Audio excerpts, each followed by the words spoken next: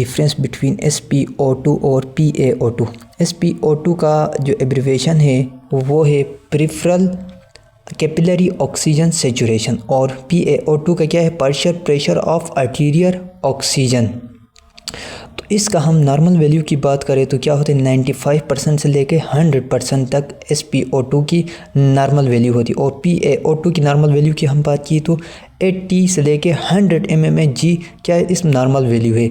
और हम इसको किस तरह मेजर कर सकते हैं SpO2 को, तो पल्स ऑक्सीमीटर के थ्रू, जो एक ऑक्सीमीटर जो हम फिंगर्स में लगाते हैं उसके थ्रू हम क्या करते हैं, हम मेजर कर सकते हैं।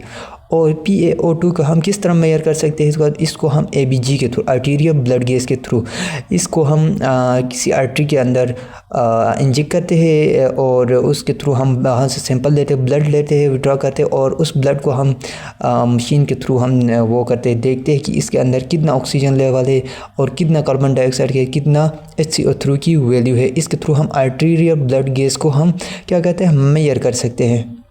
और इसके हम मेन डिफरेंस देखेंगे तो वो क्या होता है, SpO2 में हम देखते हैं कि कितना हीमोग्लोबिन जो है वो बाइंड हुआ है ऑक्सीजन के साथ, हमारा बॉडी के अंदर कितना जो हीमोग्लोबिन की जो वो है बाइंड हुआ है, वो कितना हमारे ऑक्सीजन के साथ बाइंड हुआ है इन दी आर्टरी के अंदर।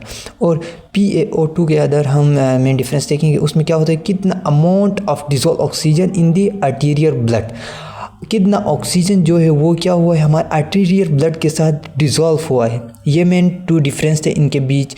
तो उम्मीद करता हूँ आप सबको इन दोनों के डिफरेंस कम्प्लीटली समझ आया होगी। अगर इसमें कोई क्वेश्चन है तो आप कमेंट सेक्शन में पूछ सकते हैं। तब तक रखिए अपना ख्याल।